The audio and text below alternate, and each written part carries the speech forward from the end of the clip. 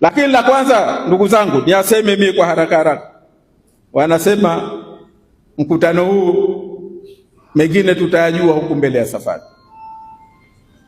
Lakini la kwanza sisi tulisema muhimu ni kurejesha imani ya wananchi. Nanisikia?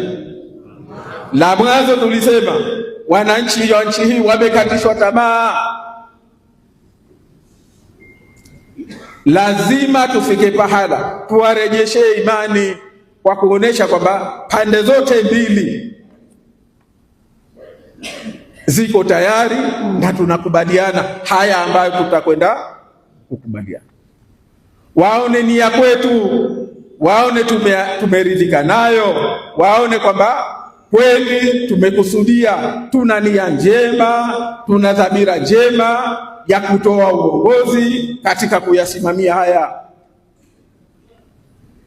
Haya ndio makubaliano yetu ya mwanzo, jambo la mwanzo tuliokubaliana. Na hili likazaa nini? Likazaa tamko la pamoja.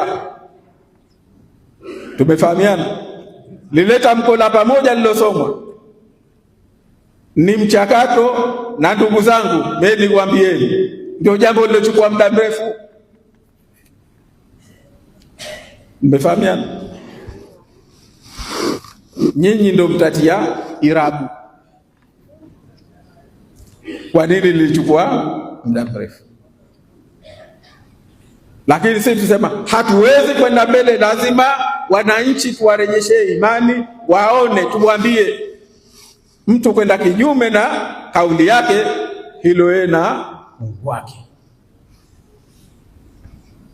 Maana si mageni yapo. Mungu kayateremshia sura nzima, aya 11 Suratul Munafiqun, sura 63 katika Qur'an.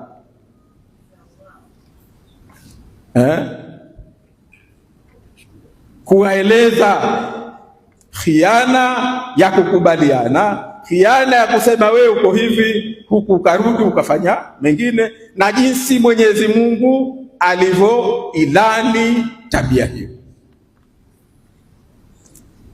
Kwa hivyo ndugu zangu, tamko la pamoja lilizaliwa na makubaliano haya, kurejesha imani kwa wananchi, kuwajengea imani. Tumewavunja moyo, tumewakatisha tamaa. Tumeelewana?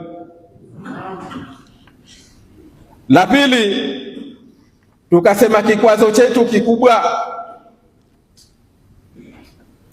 chetu kikubwa katika nchi yetu ni ule mkataba baina ya wananchi na serikali yao.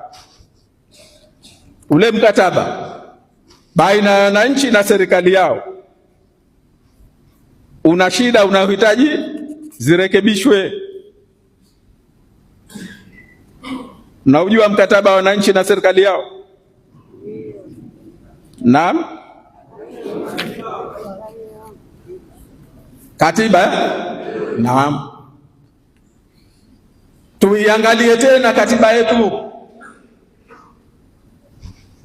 maana katiba yetu imetengeneza mambo mengi ya ajabu ajabu. Imetengeneza ufalme ndani ya jamhuri, imetengeneza ufalme ndani ya jamhuri. Unakuwa na rais ambaye ni mfalme, sio mtumishi wa watu.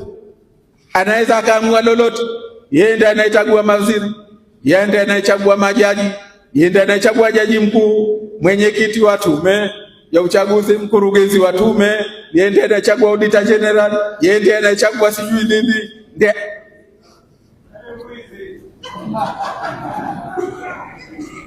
Sasa huyo mtumishi wa watu au huyo mfalme wa watu, hakuna udhibiti uliowekwa kumdhibiti, hafifu. Sasa nasema huu si utaratibu, hatuwezi kwenda kwa huu. Hata mtafute mufti yoyote ule ukamweke, siku baada ya miezi miwili utaambiwa naye naiba.